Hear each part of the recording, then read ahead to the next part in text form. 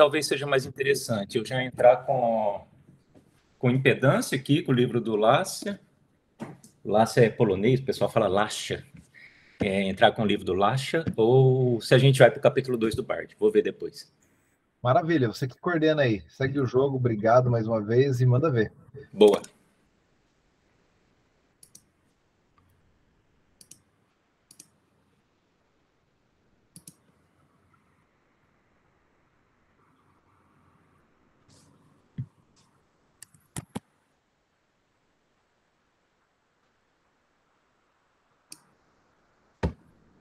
Tem mais gente para chegar, será? Sempre tem uns atrasadinhos aí, mas manda ver, Renato. Depois o pessoal pega e vai assiste o comecinho desse inverno. Então tá, já está gravando, né?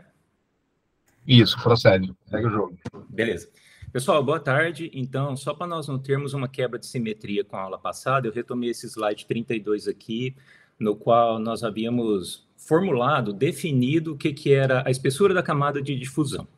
Então, o que eu vou retomar aqui com vocês? Deixa eu pegar um pointer. Nós temos a famosa lei de Fick. Lei de Fick, também conhecida como lei do fluxo. Lei de Fick é menos coeficiente de difusão, d ρ de C, d ρ de X. Então, se nós temos aqui um elemento de difusão, uma alta concentração de espécies aqui, dado um elemento de área, uma seção transversal de corte, um elemento de área no qual esses íons, cátions, ânions, qualquer espécie, esteja difundindo dessa região de maior concentração para essa concentração menor aqui, nós temos a lei de Fick, tá? Então, vamos considerar esse gráfico aqui já na parte do Bard. Nós temos a abscisse ordenada aqui, o eixo normal, a superfície do eletrodo, então zero é a superfície do eletrodo mesmo, é a face do eletrodo. Zero é o eletrodo, x tendendo a infinito seria o bulk da solução que nós falamos. E aqui a concentração de espécies. Então nós podemos definir dois tipos de linhas aqui, ó. Nós temos perfis de concentração com linha sólida, então a concentração, ela tende a concentração de espécie O, oxidada e reduzida, lá no bulk da solução, sempre o O asterisco, é a concentração bulk. Quando essa concentração se aproxima próximo à camada de difusão, nós temos um decréscimo no perfil de concentração. Então, nós temos aqui em linhas achuradas, pontilhadas, a aproximação da espessura da camada de difusão. Camada de difusão, cujo símbolo é esse delta zero, delta grego, latino aqui, né? Tipo delta zero. Geralmente, em sistemas eletroquímicos, tem aproximadamente 0,1 milímetros. Não confundam com a dupla camada. A dupla camada ainda é muito menor e nós vamos abordar... Vamos pincelá-la no final dessa aula de hoje. Então, vamos supor que nós tenhamos dois potenciais aqui, um potencial E1 e E2. Vocês aplicam um potencial lá. Então, se vocês têm só uma espécie O, vamos supor que vocês aplicam um potencial menor do que zero para reduzir essa espécie O. A espécie O vai chegar, vai reduzir na superfície do eletrodo, vai formar uma espécie R. Se o potencial que vocês aplicarem for igual a E1, nós temos aqui E1, onde a concentração na superfície do eletrodo, ó, concentração de O na superfície do eletrodo, vamos aprender a ler aqui, ó, concentração de espécie O, x igual a zero, na superfície do eletrodo, ela é metade do valor da concentração da espécie O no bulk, asterisco é bulk. Então, aqui a concentração do bulk, se o potencial 1 for um potencial catódico menor do que E2, nós temos o perfil de concentração menor do que a concentração bulk. Ou seja, parte das espécies O que chegam na superfície do eletrodo sofrem redução, são formadas, mas ainda tem concentração de espécie O, metade do valor que estava lá no bulk. Aí vocês pegam e falam, agora eu vou aplicar um potencial bem catódico, vou aplicar menos 1 volt. Se vocês fizerem isso, aí vocês têm um regime de potencial 2 aqui, ó, onde a concentração de espécies O na superfície do eletrodo ela é aproximadamente zero. Então, toda espécie... Eu não sei se o pessoal consegue me ver, quando eu mexo as mãos assim, me vem ou não? Estamos vendo sim. Então, perfeito.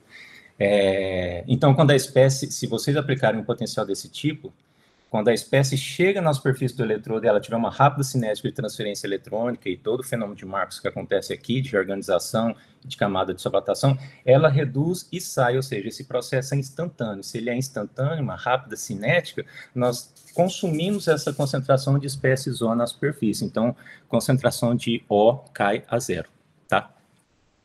Então, nós temos um perfil de concentração linear do gradiente na camada de difusão. Aqui ele tende a concentração bulk, tem essa depressão, mas aqui dentro é um perfil linear. Perfil linear que é uma condição para nós igualarmos a lei de Fick, para poder resolver a lei de Fick. Então, nós temos que o fluxo J de O aqui, de espécies O na superfície do eletrodo, é menos D0, concentração bulk O, menos concentração na superfície do eletrodo, dividido pelo elemento de área. Mesma coisa da lei de Fick, exatamente, ó. Fluxo é igual a menos coeficiente de fusão da espécie O, d-ROM de C, d-ROM de X. d-ROM de C é a taxa de variação da concentração, bulk menos superfície do eletrodo, está aqui, CO asterisco menos CO na superfície do eletrodo, e o elemento de área, o d-ROM de X, que é a espessura da camada de difusão. Tá? Se nós fizermos o quociente de coeficiente de fusão por espessura da camada de depressão e cortarmos as unidades, nós saímos com o coeficiente de transferência de massa, M0. Então, fluxo de espécie O na superfície do eletrodo, lendo todos os pontos da equação. Ó. Fluxo de espécie O na superfície do eletrodo é igual a menos coeficiente de transferência de massa de espécie O da concentração de O no bulk menos concentração de O na superfície do eletrodo. Tá bom? E aí lembra na aula passada que eu falei do fluxo, a velocidade de eventos que acontecem em eletroquímica, nós medimos a corrente. E a corrente é uma medida cinética de número de eventos que acontecem por unidade de tempo. Aí eu falei, lembrem sempre que vocês vão ver muito esse INFA, INFA, INFA. Se vocês assistirem a aula passada, vocês vão lembrar. E, novamente, ele está aqui, ó. I sobre NFA, que é a velocidade, o fluxo de espécies que chegam aqui, é igual ao coeficiente de transferência de massa da espécie O, concentração de O bulk menos O na superfície. Tá? Então, essa equação aqui é a equação de espécies, do fluxo de espécie O, e essa aqui é exatamente a mesma concentração do fluxo de espécies R. Lembrando, o O está no bulk da solução, reage na superfície do eletrodo, recebe um elétron, porque é uma espécie O, ferro 3+, chega, recebe um elétron, forma ferro 2+, e vai para a superfície. Agora, se, ponto e vírgula em matemática é se nós tivermos o caso no qual a concentração de O na superfície do eletrodo for muito menor do que a concentração bulk, ou seja, se a constante cinética dessa reação for extremamente elevada, 10⁶, de forma que cada espécie de ferro 3+, que chega, reage e forma ferro 2 sai. Se a concentração na superfície do eletrodo for muito menor do que a do bulk, nós podemos passar isso aqui para lá e falar que a concentração bulk menos a superfície é aproximadamente a concentração bulk, né? Vamos supor que vocês têm uma solução 1 molar. Aqui nós trabalhamos com soluções bastante concentradas, né? Tem alguns estudos até de 4 molar, 6 molar. Então, suponhamos que vocês preparem uma solução 6 molar e a concentração na superfície do eletrodo é 10⁻⁴. Então, nesse caso, 6 molar menos 10⁻⁴ quase que não vai fazer diferença. Então, nós podemos aproximar essa concentração à concentração asterisco, próxima à concentração bulk. Portanto, 2 pontinhos e 3, nós temos um portanto, essa é a definição de corrente limite. Então, quando nós fazemos a concentração de espécie O menos O bulk menos O0, aproximadamente bulk, nós temos esse I aqui com uma corrente limite. Que aí a corrente limite fica, ó, menos NFA, corrente limite, essa aqui se torna, então, a corrente limite, igual a esse NFA passa multiplicando, NFA, o que é isso? Já permiti, já vou liberando o pessoal que vai entrar. Ah, tranquilo. Então, nós temos a definição de corrente limite. Talvez seja a primeira vez que vocês tenham ouvido isso. Corrente limite é a corrente máxima que aquele sistema pode adquirir dadas as condições eletroquímicas. Concentração e potencial aplicado. Se for um eletrodo rotatório, não, dadas as condições que existem. Então, a corrente limite vai ser NFA, M0, C0. Tá? Definição de corrente limite. Aqui, para não ter quebra de simetria, nós havíamos discutido esse slide na aula passada. E nós podemos, caso essa cinética seja rápida, usar a equação de Nernst. Então, nós temos que, se nós tivermos uma cinética interfacial rápida, a concentração de O e R na superfície do eletrodo, ela pode ser obtida utilizando a equação de Nernst. Então, potencial igual a potencial padrão, mais RT sobre NF, Ln da concentração de O na superfície sobre concentração de R. Só tomem cuidado, porque a equação de Nernst original, ela prevê a constante de equilíbrio, produto sobre reagente. Então, algumas vezes vocês vão ver O sobre R ou R sobre O, então vocês têm que só tomar cuidado se o Ln é menos ou mais, tá? Por exemplo, menos Ln aqui seria R sobre O. Equação de Nernst, normal. Mas nós não temos um perfil de voltametria, um perfil de crono, técnica de salto, de varredura, nós não temos a resposta em função da concentração. Vocês vejam aqui, ó, que na equação de inércia nós temos a concentração. Nós temos que transformar essa concentração num ente que o potenciostato mede, e é a corrente. Então, a concentração de espécie O ou R, ela é função da corrente de espécie OR. E assim que nós obtemos as famosas, famigeradas correntes, curvas IE, né? Voltametrias, curvas desse tipo. Então, nós vamos estudar 3 tipos. Primeiro caso, caso A, o caso mais simples, onde R está ausente. Então, nós só temos espécie O. O na superfície, no bulk, reage na superfície e forma uma espécie R. Primeiro caso. Segundo, O e R presente. Então, além do O que chega na superfície, também já existe aqui, de antemão, R também. É igual fazer voltametria de ferroferri. Vocês preparam lá uma fração de concentração de ferro 2+, e de ferro 3+, já na mesma solução. Esse é o segundo caso. E o terceiro é quando o eletrodo se torna um reagente. Tá? No caso, vamos supor que o eletrodo seja prata. O primeiro caso, R está inicialmente ausente. Então, quando nós temos que a concentração bulk de R vai a 0, se não tem R, consequentemente, não tem R na superfície também. Então, R de 0, x igual a 0, também é 0. Nós não temos nada aqui. Nesse caso, nós temos que o potencial, equação de inércia, é igual ao potencial de meia onda, E de meio, mais RTNF, Ln da corrente limite, menos corrente dividido por corrente. Tá? Então, nós temos uma curva desse tipo aqui, ó.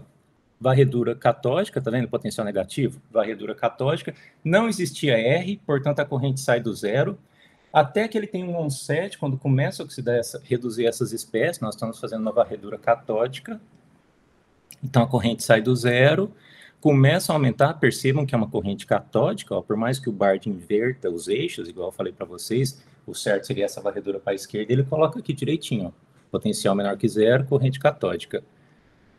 Então, nós saímos uma corrente igual a 0, tem-se um aumento da corrente, ou seja, parte da espécie O está sendo reduzida e formando R, não existia R no início, até que obtém-se a corrente limite. Não adianta mais, não tem mais taxa de espécies O que chega para formar a espécie R.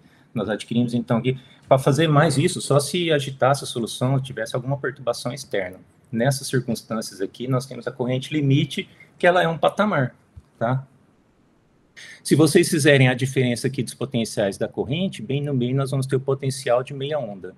Um parâmetro eletroquímico muito importante, lembre-se dele, potencial de meia onda. Então, quando vocês veem um processo desse tipo, uma onda assim, bem ali no meio é o potencial de meia onda. Tá?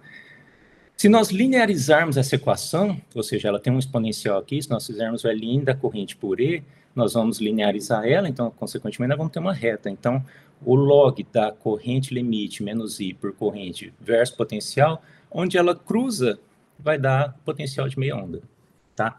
Porque Ln de número maior que 1 é positivo, Ln de número menor que 1 negativo, então, nós temos bem onde cruza no 0 o potencial de meia onda. No segundo caso, nós temos O e R presentes. Então, ambas espécies redox, O e R, estão presentes, e nós temos agora que distinguir duas correntes limites. Se O e R estão presentes, dependendo da varredura catódica ou da varredura anódica, nós vamos ter corrente limite catódica ou corrente limite anódica.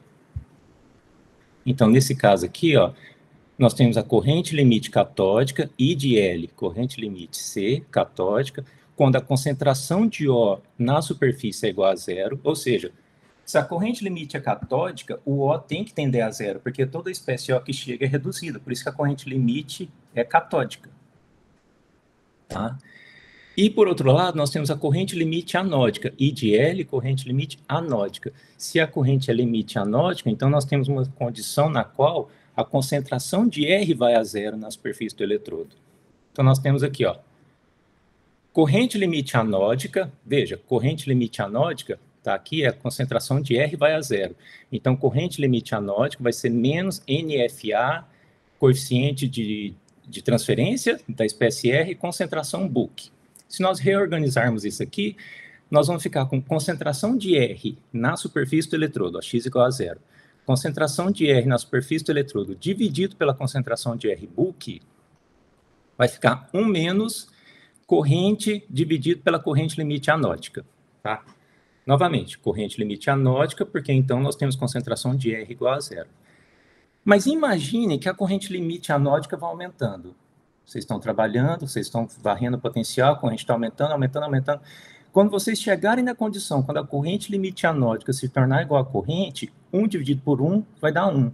1 menos 1 vai dar 0. Então, todo esse termo aqui vai a 0 e justifica a corrente limite anódica máxima, a concentração de espécie R igual a 0. Igual está aqui, ó. Entenderam? E aí, nesse caso aqui, diferente do outro, nós temos espécie O, chega na superfície e reduz, e temos espécie R também. Espécie R chega na superfície e oxida. Então, nós temos agora que a equação de inércia ela toma a forma potencial igual potencial de meia onda, lembra o E de meio, mais RT sobre NF ln da corrente limite catódica menos I sobre I menos corrente limite anódica. E esse sistema, ele já não é simétrico, né?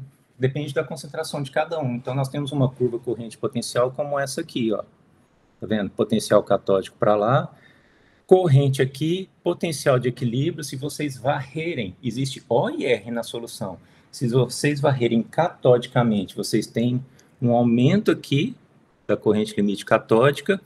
E se daquele potencial de equilíbrio vocês varrerem anodicamente, vocês vão ter uma corrente aqui, ó. Corrente limite catódica e anódica. A soma das duas, anódica e catódica, dividido por 2, é que vai dar a corrente. Ó. Corrente vai ser anódica mais catódica, dividido por 2, no potencial de meia onda. Tá? Igual aqui, só que aqui, vejam que saía do zero, porque só tinha espécie O. O, superfície do eletrodo, formava R. Aqui tem O e R. Tá? E o terceiro caso, talvez o caso mais complicado, mais complexo, é quando o R participa da reação e ele é o eletrodo. Então, vamos supor que o R seja um eletrodo de prata. Vocês têm uma referência, um contra, e vocês colocam um eletrodo de prata lá na solução. Ele é o eletrodo de trabalho, tá?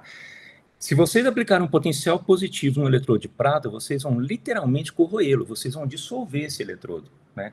Ao passo que, se vocês aplicarem um potencial catódico, vocês vão reduzir novamente esse eletrodo. E isso é até uma técnica muito comum em analítica, o pessoal chama de pré-concentração.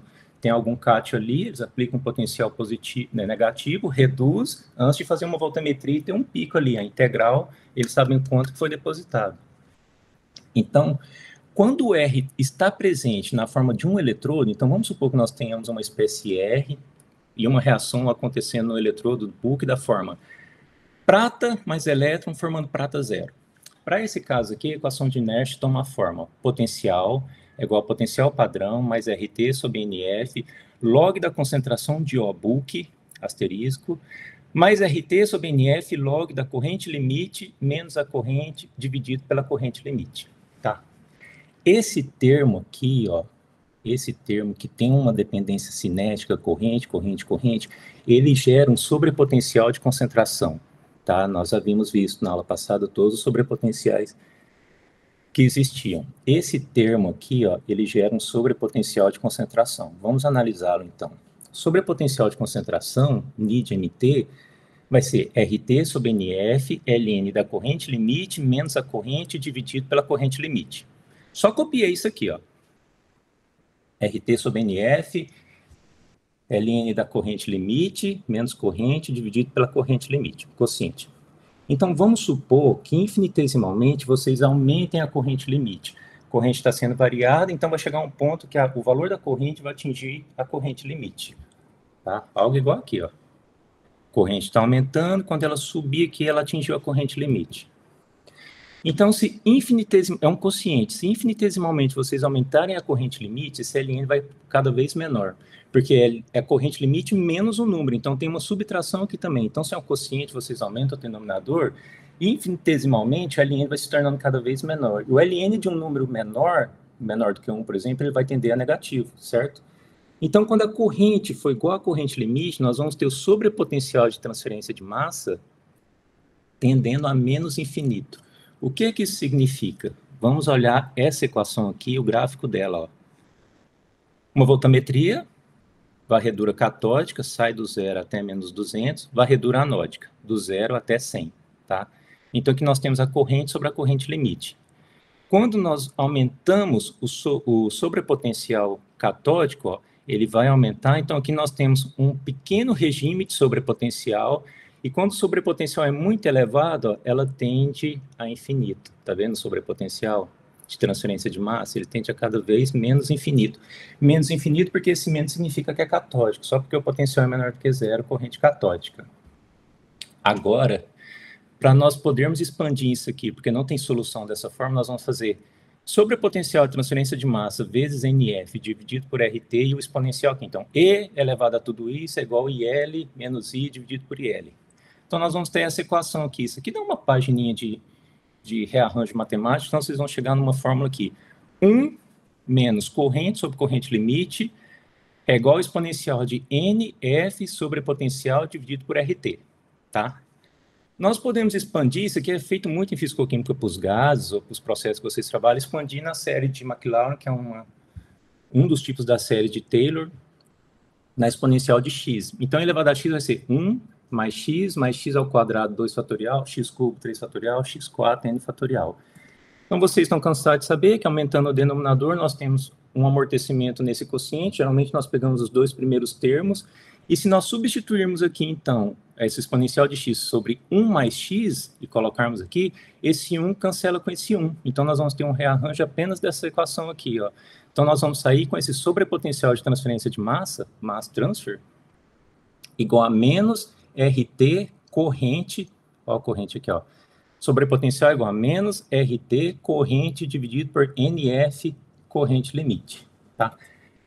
Essa equação é uma reta, certo? Ela tem uma dependência de reta. Essa aqui já tinha uma dependência logarítmica, mas essa aqui de reta. Isso significa o quê? Que para regimes de baixa corrente, ou seja, se vocês estiverem oxidando, reduzindo esse eletrodo de prata, que seria o eletrodo de trabalho, se a corrente for muito pequena, nós podemos linearizar essa voltametria e trabalhar nela como uma reta, que é o que acontece aqui, ó. Tá vendo? Para correntes muito pequenas e baixo sobrepotencial, nós vamos ter um pequeno sobrepotencial. Essa reta, eu tentei didaticamente mostrar que aqui é uma reta verde e é descrita por essa equação verde aqui, ó. Ela se comporta dessa forma. Se vocês saírem desse regime aqui, que é o mais próximo à idealidade, aumentarem muito o potencial catódico, vocês vão começar a reduzir as espécies até chegar na corrente limite, onde o sobrepotencial tende a menos infinito. Estão vendo? Igual aqui. Por outro lado, então aqui vocês têm a eletrodeposição, ó, potencial negativo, vocês estão reduzindo. Por outro lado, se vocês pegarem esse eletrodo e aplicar um potencial positivo, fazer uma varredura anódica, vocês vão ter um aumento até estourar o equipamento, até queimar ele, ou então até atingir o cutoff, porque vocês vão literalmente derreter todo o eletrodo de prata, tá? A prata zero vai formar prata mais elétron. Então, na varredura anódica, o eletrodo vai literalmente derreter, e olha só a corrente que vocês vão obter aqui, ó, de elétron de solução, entendeu? Aqui não tem limitação por transporte de massa, porque o bulk da solução é o próprio eletrodo. Então, quanto mais positivo o potencial que vocês aplicarem, mais vocês vão lixiviar e solubilizar esse eletrodo, que no caso aqui o Bart traz como exemplo a prata. Entenderam? E como nós temos que sobrepotencial por corrente tem unidade de resistência, aqui nós temos então que a resistência de transferência de massa é RT sobre NF corrente limite. Então, quanto maior a corrente limite, menor a resistência de transferência de massa.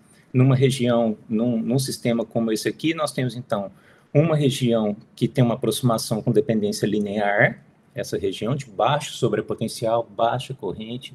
Se vocês forem muito catódico, corrente limite, sobrepotencial tende a menos infinito, e se vocês aplicarem um potencial positivo e literalmente lixiviar, corroer o eletrodo de prata, aí vocês têm um elétron de solução e essa curva cresce exponencialmente aqui para baixo.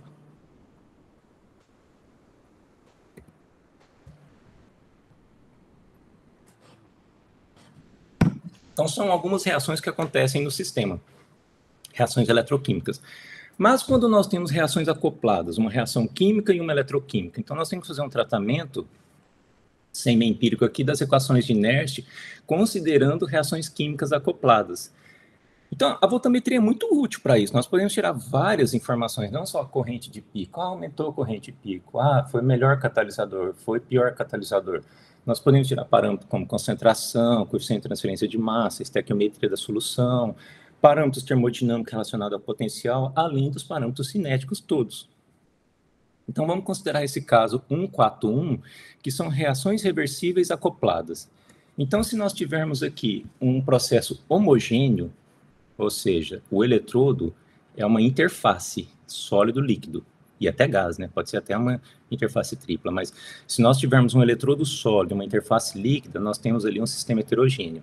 No caso de um processo homogêneo, nós estamos falando de uma reação química dentro da solução mesmo, uma reação química homogênea no eletrólito. Então, para processos homogêneos que são muito rápidos, nós atingimos o equilíbrio termodinâmico desse processo irreversível quando a constante de equilíbrio é muito alta, tá? Então, vamos considerar um conjunto de equações como esse aqui, ó. Uma espécie A, química, está em equilíbrio com uma espécie O mais QY. Essa espécie A, ela é eletroquimicamente inativa, ou seja, antes de ter uma reação química, se vocês fizerem voltametria, vocês não vão ver pico nenhum. Nem pico, nem nada, porque essa espécie não é eletroquimicamente ativa. Mas se devido a alguma reação química que tinha ali dentro, a espécie A formou O, e O é uma espécie eletroativa, é uma espécie oxidada, então nós podemos dissociar A, considerando o O e o Y. Aqui, por exemplo, o Bard cita, por exemplo, um complexo, um ligante. Então nós temos metal contra íon N mais Q. Então nós temos um sistema como esse aqui. Se isso dissociar, nós vamos ter um ligante aqui e um metal, tá? Uma espécie O, por exemplo. Então, uma espécie A química em equilíbrio forma uma espécie O e QY. Essa espécie aqui é eletroativa. Então, nós podemos ter outra reação, que é O mais Ne formando R. Tá? Essa aqui pode ser, por exemplo, metal N+, ó, daqui. Então, nós temos que a equação de inércia, ela toma a forma de potencial igual a potencial padrão, mais RT sobre NF, Ln da concentração de O na superfície do eletrodo, veja, concentração da espécie O, x igual a 0 na superfície do eletrodo, quociente de concentração de espécie R na superfície do eletrodo. Tudo bem. Vocês sabem que a constante de equilíbrio é o quociente do produto sobre o reagente. E essa aqui era uma reação química. Então, nós temos aqui que a constante de equilíbrio vai ser concentração de espécie O, concentração de espécie Y elevada a Q, dividido pela concentração de espécie A. Então, se a concentração daquela espécie química inicial que tinha, que não era eletroativa, A, se a concentração dela for muito elevada, a constante de equilíbrio vai ser muito menor do que 0. Estão vendo? Então, se tiver muito A, muita espécie química nessa célula eletrolítica, o quociente aqui vai fazer com que a constante de equilíbrio seja muito menor do que 0. E nós sabemos aqui que na equação de inércia tem um termo que depende da concentração de espécie O. Então, concentração de A vezes a constante de equilíbrio dividido pela concentração de espécie Y, nós podemos substituir isso na concentração de O. Então, quando nós jogamos tudo isso aqui, ó, aqui dentro, resulta essa equação. Então, potencial é igual a potencial padrão, mais RT sobre NF, Ln de constante de equilíbrio, concentração de espécie A na superfície do eletrodo, lembrando que a espécie A é uma espécie química, não eletroquímica, quociente do contra-íon na superfície do eletrodo, concentração de Y, concentração de espécie R. Então, toda essa equação de inércia aqui, ela descreve um processo químico eletroquímico. O pessoal chama de CE, Chemistry Electrochemistry. Então, nós temos que o potencial é igual ao potencial de meia onda, 0,059 dividido por 2. O 0,59 aqui foi só uma constante de RT para 25 graus Celsius. Log da corrente limite menos corrente dividido por corrente. Tá? Parecido com uma equação que nós já vimos. Só que aqui tem uma questão importante do equilíbrio desse sistema químico aqui. Então, o potencial de meia onda, esse verdinho aqui, ó, o potencial de meia onda ele é igual a potencial padrão, 0,059 dividido por N, log do coeficiente de transferência de massa de espécie R sobre A, tá? Mais 0,059 dividido por N log de Q, menos 0,059 dividido por N, Q log de CY. Nós só abrimos isso aqui tudo. Ó. O que isso significa? O ponto importante aqui é que o potencial de meia onda ele é deslocado no sentido negativo. Lembra que o potencial de meia onda?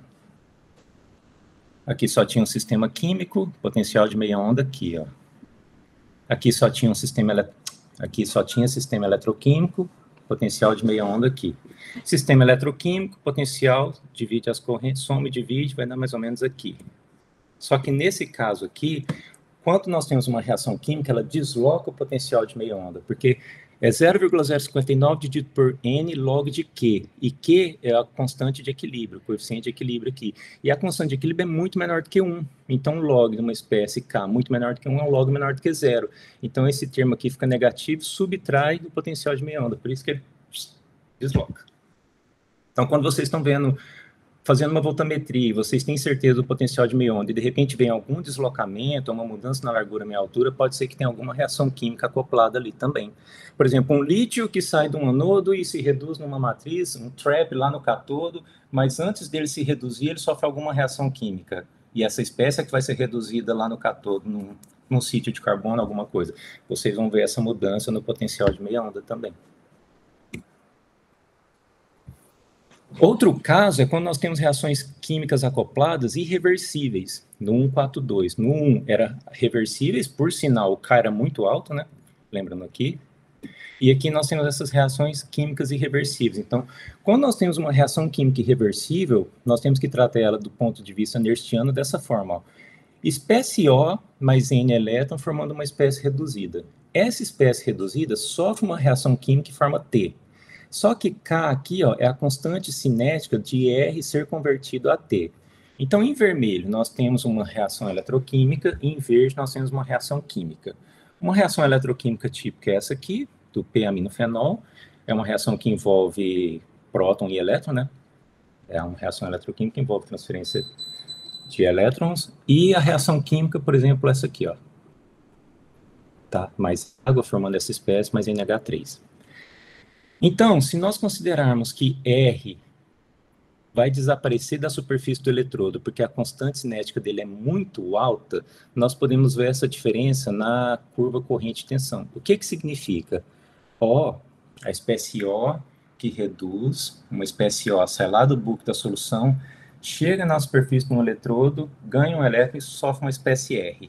Tá? Bem aqui na superfície do eletrodo, ó, formou a espécie R. Só que R vai ser convertido a T. Se essa constante cinética for extremamente elevada, à medida que o R chega, ele já é convertido a T, porque a constante cinética é alta. Então, contudo, se nós tivermos uma reação na qual o R desaparece da superfície do eletrodo, porque a constante cinética é muito alta, essa diferença aparece aqui, ó. Potencial igual a potencial de meia onda, 0,059 dividido por N, log de corrente limite menos I da corrente limite a 25 graus Celsius.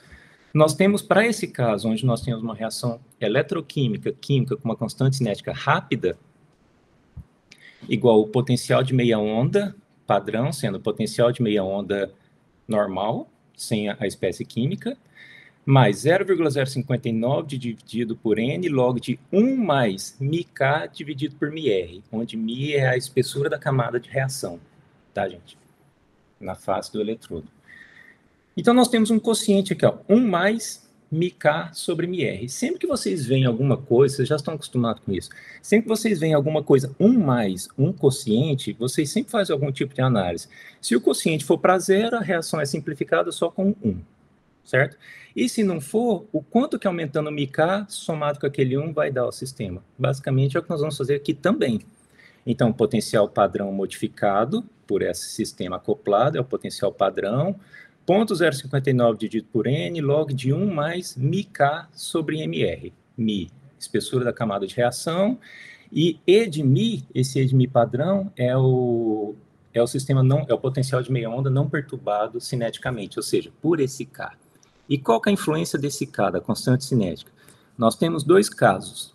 Em A, se μK dividido por MR for muito menor do que 1, ou seja, se a constante cinética for, se o M for muito alto e a constante cinética baixa, ou seja, μK dividido por MR for muito menor do que 1, nós podemos falar que μK é muito menor do que MR, certo? Então, se nós tivermos uma baixa constante cinética, esse sistema não é perturbado e o log é aproximadamente de 1, porque 1 mais um número muito pequeno é aproximadamente 1, log de 1 é 0. Então, isso tudo aqui, ó, qualquer número que multiplica log de 0 é 0 e o potencial modificado se torna igual ao potencial cineticamente não perturbado, tá?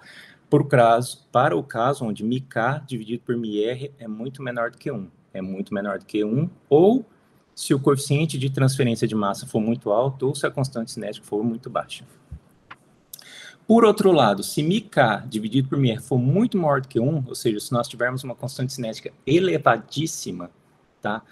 Esse potencial é muito maior do que 1, e nós temos, então, um deslocamento no sentido positivo, porque vai ser 1 mais um número muito grande que dá um log positivo, que soma com esse potencial padrão e aumenta tudo aqui, ó, o potencial de meia onda.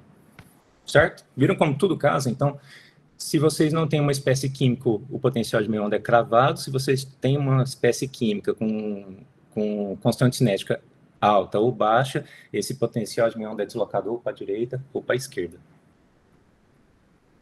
E aí, nesse caso aqui, ó, nós podemos fazer uma simplificação, porque, até para plotar as figuras, né, porque o potencial de meia onda modificado vai ser igual ao potencial de meia onda mais 0,059 dividido por n log de 1 mais um número muito maior do que 1. Então, 100 mais 1, 101. 1000 mais 1, 1001. Então, nós aproximamos isso aqui log de μk sobre μr. Então, potencial de meia onda modificado é igual ao potencial de meia onda, 0,059 dividido por n log de μk sobre μr.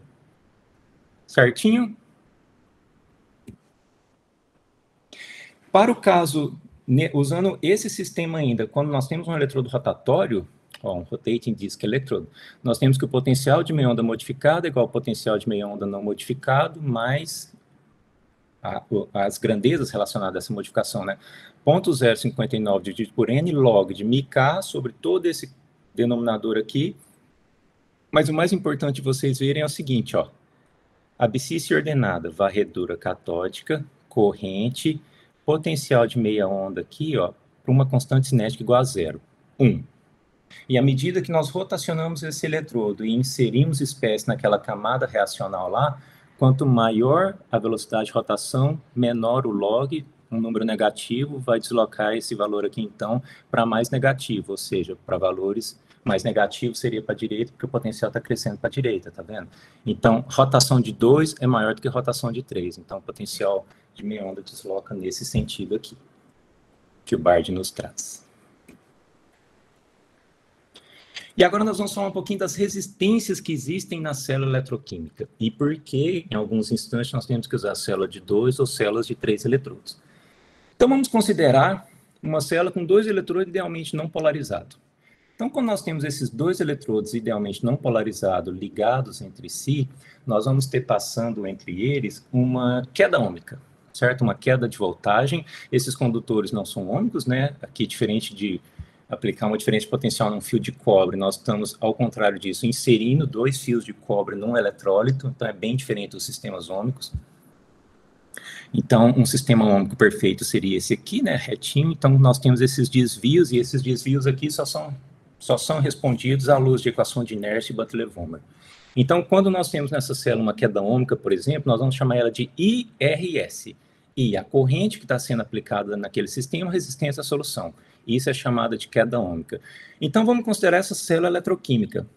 Sim, essa aqui é uma célula eletroquímica, na qual o eletrodo positivo é um calomelano, mercúrio, Hg2Cl2, imerso numa solução de KCl, K mais Cl menos, com outro eletrodo calomelano aqui, ó, como polo negativo, um amperímetro, passando aqui numa fonte de tensão, tá?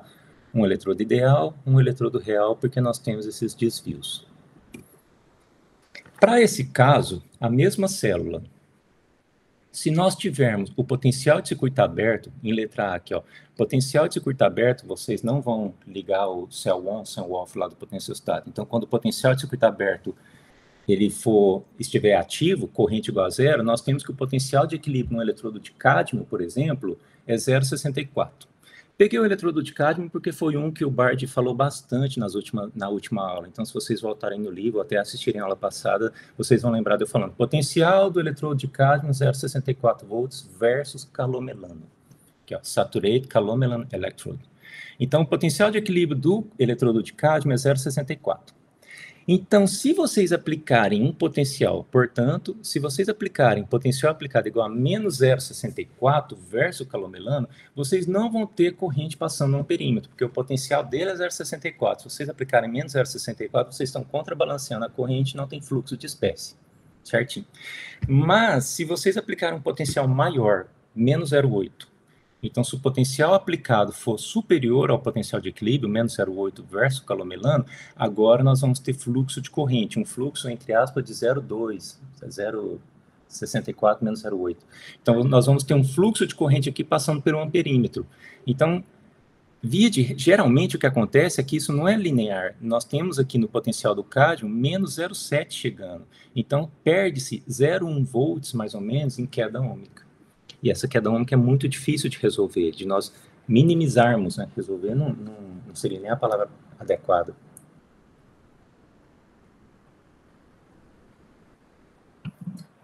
De nós minimizarmos. Mas existem algumas alternativas. Então, o potencial aplicado no final versus o eletrodo de referência calomelano vai ser o potencial do eletrodo de cádmio menos a queda ômica.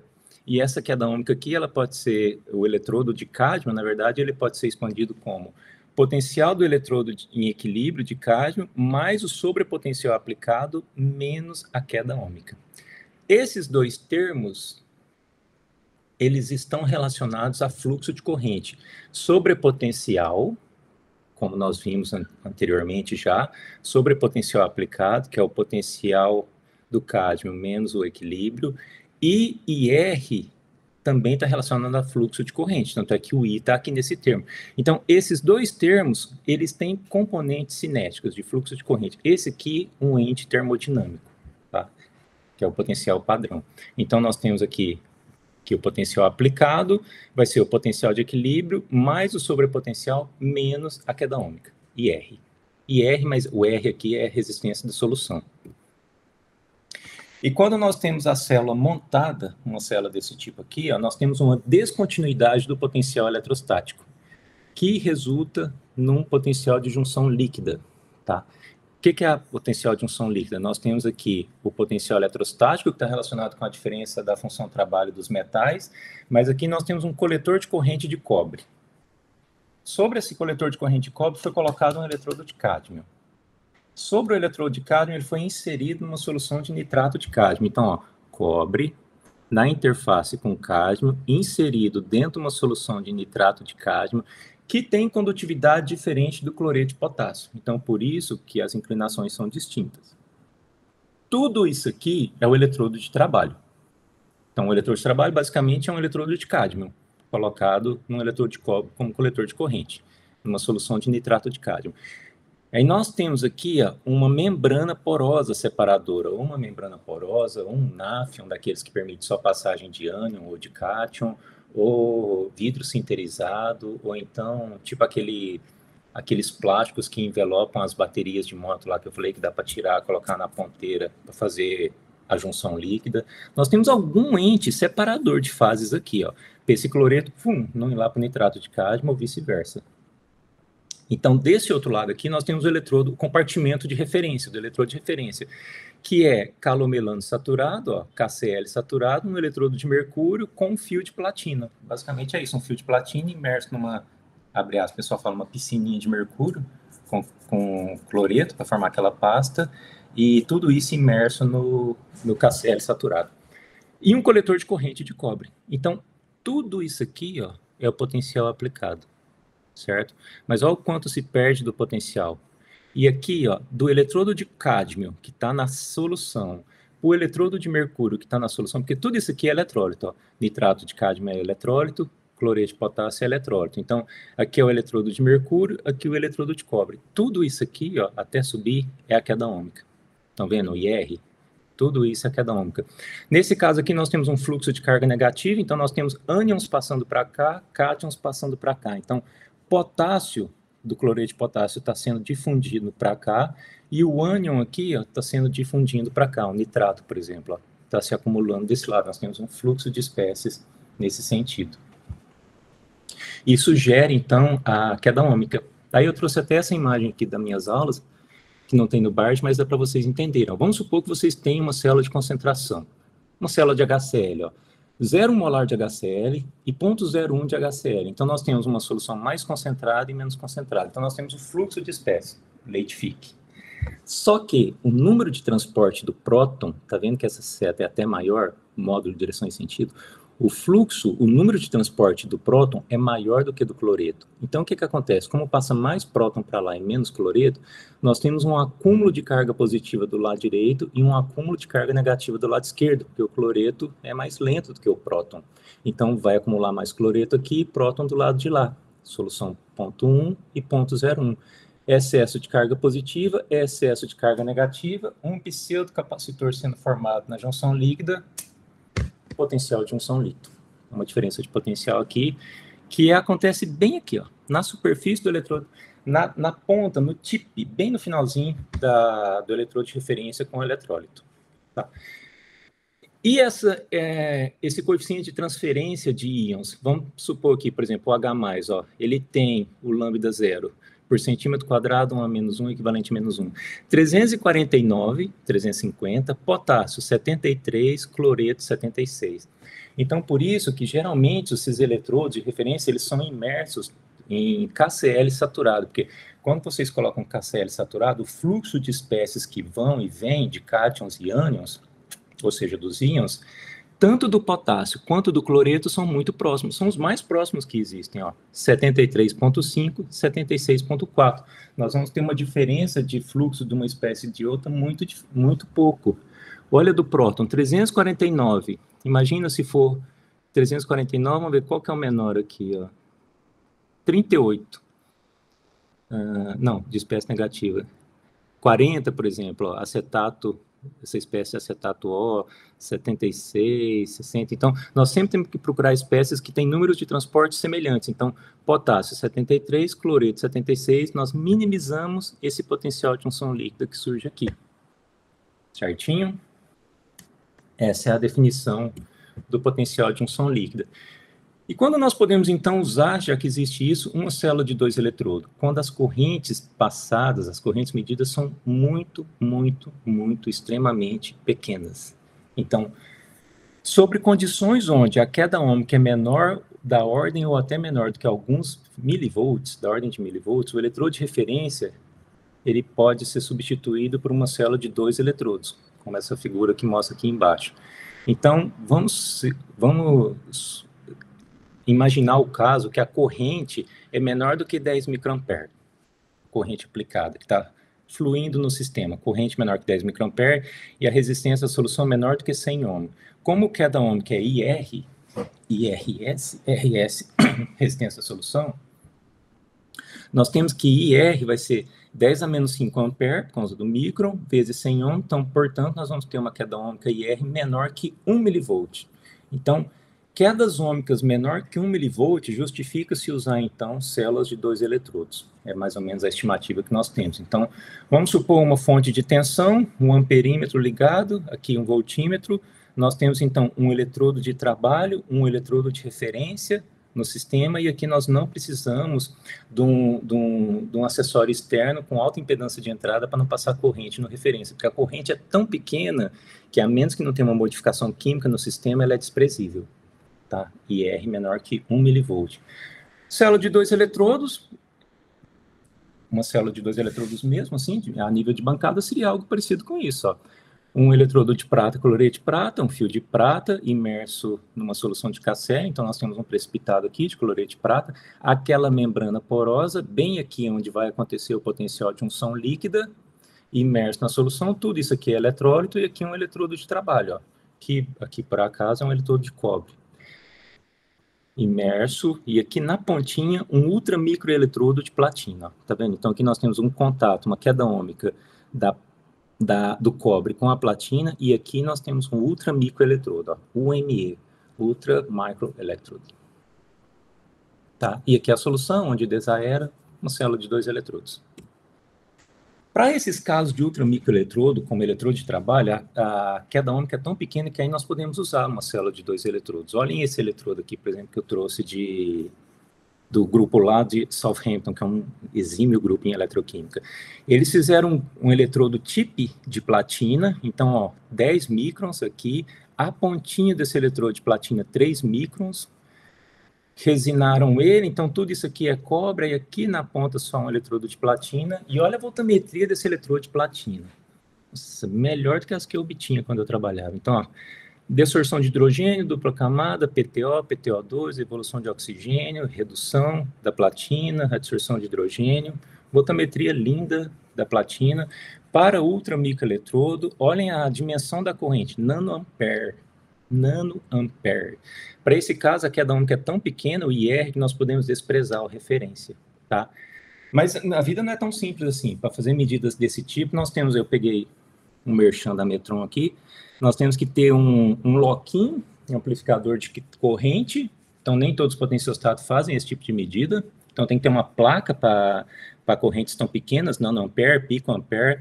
Esse aqui vai, por exemplo, ó, um amplificador de corrente até 100 picoampere, e é claro, rede ligada, então o potenciostato tem que estar ligado no no-break, sem ruído externo, sem ninguém ligar um termostato na mesma rede que o potenciostato, uma capela, uma mufla, nada desse tipo, senão ninguém trabalha. Tá? Quem trabalha com isso aqui, geralmente o pessoal da eletroanalítica, quando um físico-químico vai e liga um equipamento desse tipo na rede, ninguém trabalha mais, os eletroanalíticos. Tá bom? E por causa das células de 3 eletrodos?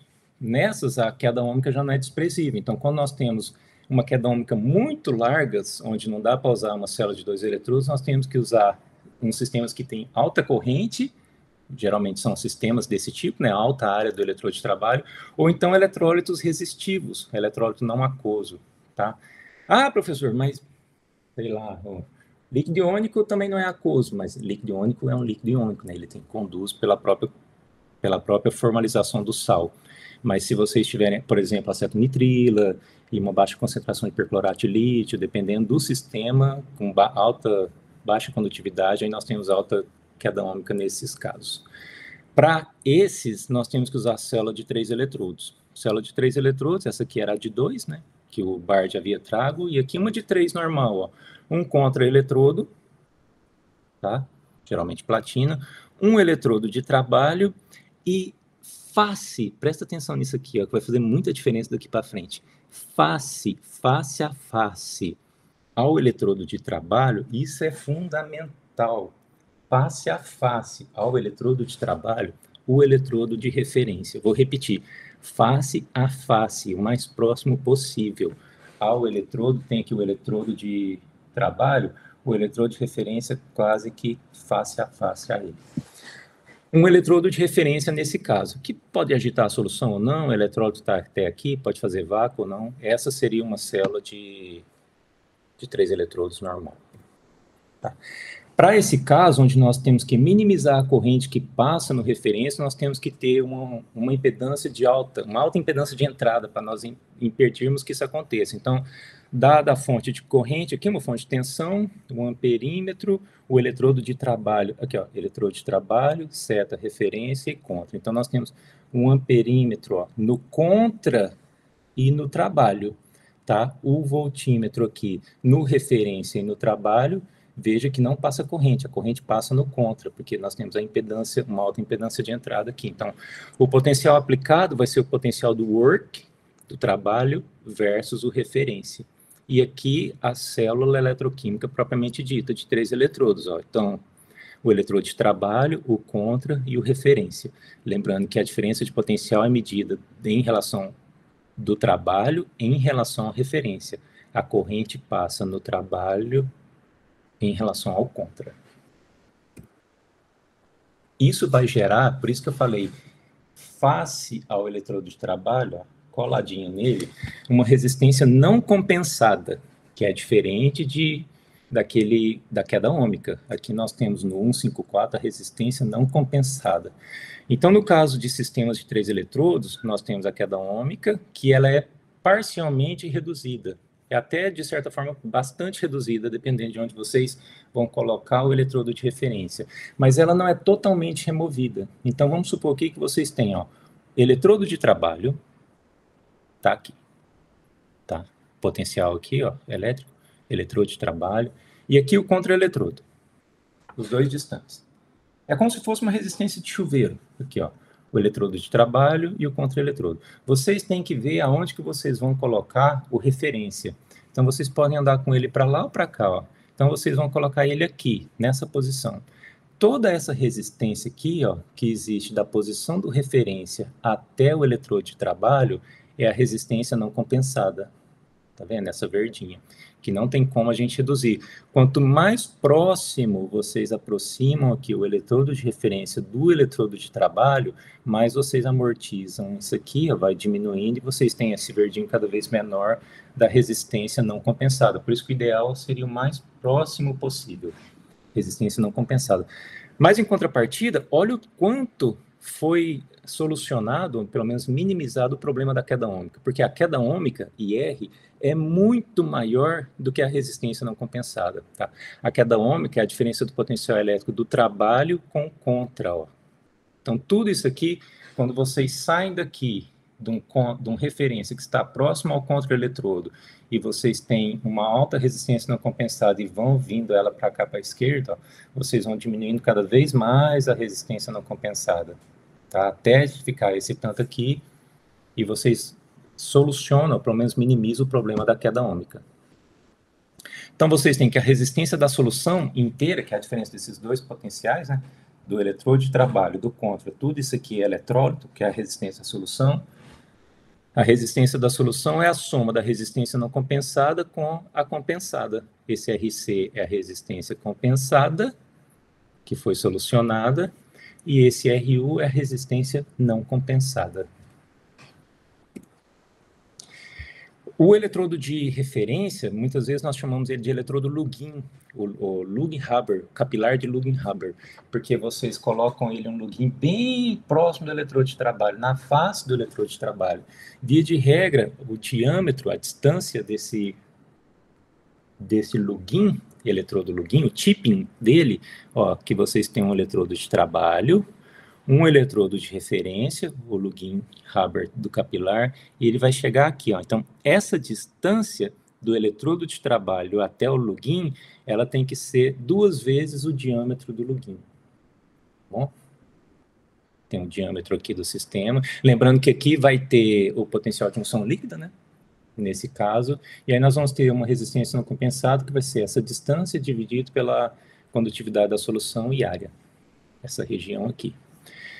Para o caso de eletrodos, microeletrodos esféricos, por exemplo, gotejante mercúrio com microgotas, nós temos um problema no caso da resistência compensada, que ela aumenta com o decréscimo do raio do eletrodo. Então, trabalhar com microeletrodos é bom, porque, por um lado, nós não perdemos o problema da queda ômica, pode até se trabalhar com 2 eletrodos. Mas, por outro, olha só, resistência não compensada é o quociente de 1,4π, K, condutividade R0, raio da gota, distância X, quociente de X0 mais R0. Então, quando diminui-se muito o raio da gota, por exemplo, de uma gota pendente aqui, aumenta-se a resistência não compensada. Mais um merchan. Então, aqui nós temos um eletrodo de referência, ó, eletrodo de referência, ó o Lugin dele aqui, ó, bem na face, olha, colado aqui na face de um eletrodo de trabalho. O eletrodo de trabalho seria aqui, isso aqui é o corpo do eletrodo, o holder dele, né? O eletrodo de trabalho, e aqui o contra-eletrodo. Tá bom? Então, sempre que vocês forem pensar numa célula de 3 eletrodos, pensem nisso.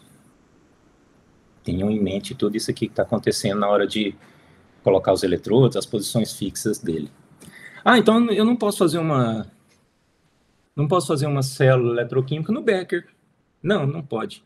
Porque cada vez que você fizer célula no Becker, cada vez que você colocar o eletrodo, vocês vão colocar ele num lugar. Ah, mas, nossa, igual eu já vi, uma célula no Becker com um isopor furadinho.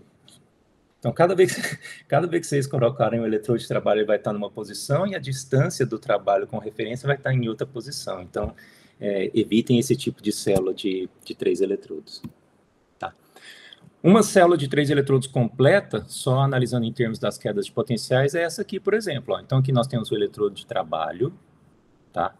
Aqui, o eletrodo de referência, onde o potencial é medido, ó, célula de referência, um eletrodo de referência. Então, nós temos aqui potencial de junção líquida, ó, uma membrana separadora, aqui também, e aqui um eletrodo um contra-eletrodo, que está em outro compartimento, tá? Pode ser uma célula em outro compartimento. O que muitas vezes é interessante, dependendo do pessoal que trabalha com evolução de hidrogênio, oxigênio, usa contra-eletrodo em outra célula por conta de gerar espécies nele. Então, para não perturbar o eletrodo de trabalho, ele é separado da célula. Claro que num contato iônico, mas ele é, ou para uma membrana de vidro, ele é separado. Então, nós vamos ter aqui, ó, um coletor de corrente de cobre, em contato com ele, um eletrodo de cádmio, imerso numa solução de nitrato de potássio e solução de cádmio, 5 milimolar. Então, ó, isso aqui tudo é resistência não compensada, isso aqui já é eletrólito, ó, olha o tamanho aqui, ó, até aqui, resistência não compensada. Aí nós estamos dentro do eletrodo de referência, então tudo isso aqui é o KCl em contato com o mercúrio, que é o referência, o fio de platina nessa pocinha, na piscininha de mercúrio, em contato com o coletor de corrente, que é cobre, então essa queda de potencial continua aumentando aqui. As espécies negativas estão vindo para cá, até chegar aqui noutra membrana separadora. Então, aqui nós temos uma membrana porosa, outra membrana porosa aqui. Então, esse aqui é o eletrodo de trabalho, o eletrodo de referência, e aqui o contra. Ó. Então, o contra seria um coletor de corrente de cobre, no qual o fio de platina está conectado numa solução de ácido nítrico. Então, tudo isso aqui, ó, daqui, onde cádmio está inserido na solução, do outro lado, platina está inserida na solução. Tudo isso aqui é a queda ômica, ó. Para cá, nós temos uma queda ômica pequenininha, até o referência, mas a queda ômica em relação ao contra, ó, do trabalho para o contra, olha o quanto foi grande. E o potencial aplicado é a diferença de todas essas funções de trabalhos, ó. O trabalho do work versus o do contra, tá bom?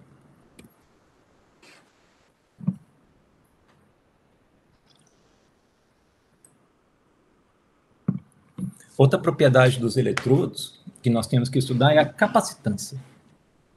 A capacitância dos eletrodos e como é que ocorre o processo de carga e descarga. Então, vamos supor, novamente, um eletrodo IPE, idealmente polarizado. Então, está aqui, ó.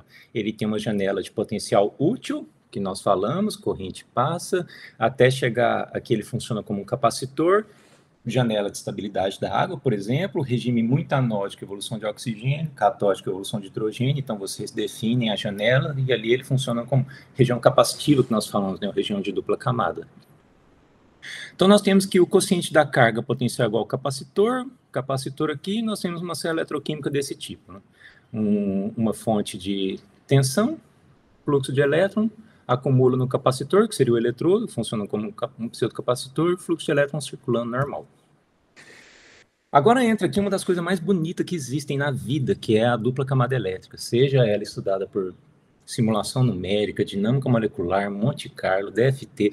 Dupla camada é o tipo de coisa do jeito que vinha, é bonita. Foi love at first sight, amor à primeira vista. Então, aqui vocês vão ver as primeiras questões da dupla camada elétrica, até ver as variações com funções trigonométricas delas mais para frente, mas vocês têm que saber que o eletrodo ele tem uma carga, e ele induz uma carga oposta na solução. A nível do livro que nós estamos estudando, no BART, mas se vocês pegarem no box, existe toda uma questão de carga espelho aqui, mas não vamos abordar nesse nível. Então, vamos supor que nós tenhamos uma interface eletrodo-solução, que foi obtido experimentalmente, comporta-se como um capacitor. Por quê?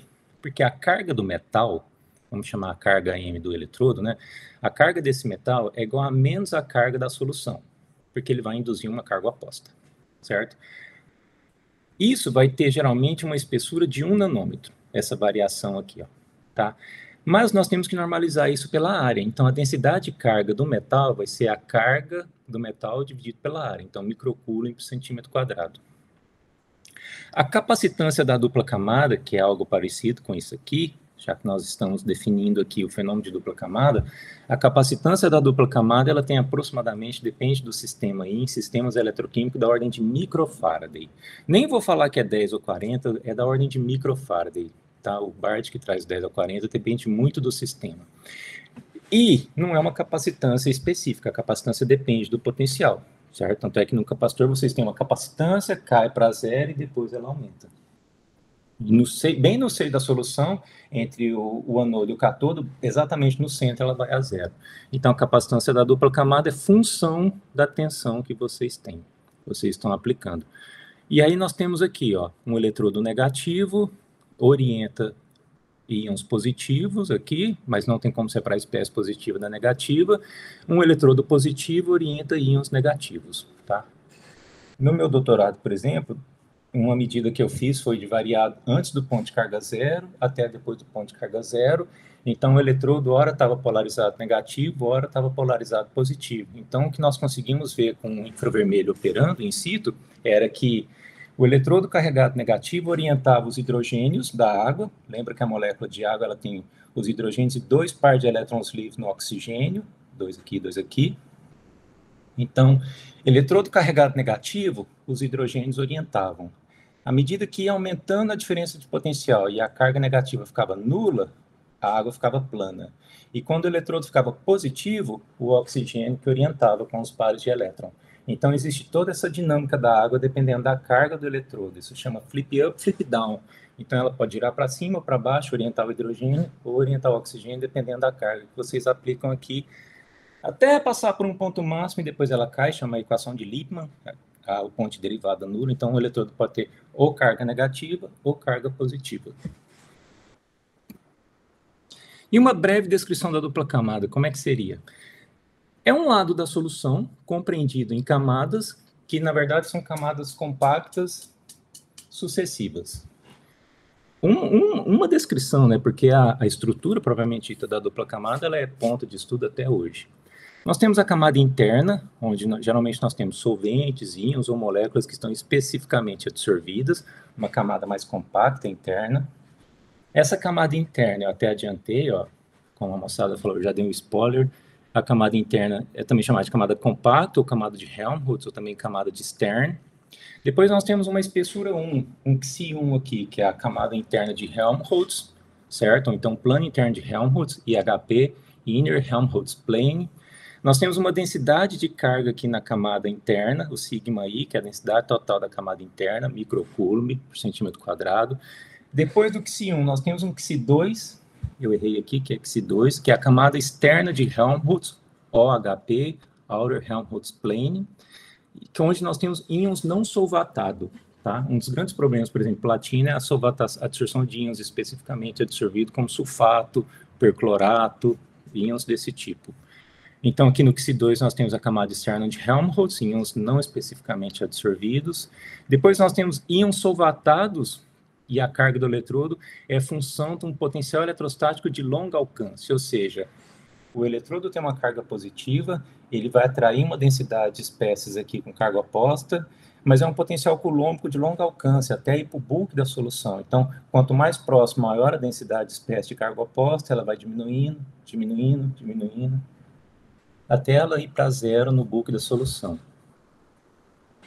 Como essas espécies estão vibrando constantemente, toda espécie vibra, né? Nós temos movimento, vibração rotacional, translacional, vibracional. Nós temos na distribuição estatística de Boltzmann, nós temos o KBT. Então, nós temos dinamicamente ali um movimento browniano.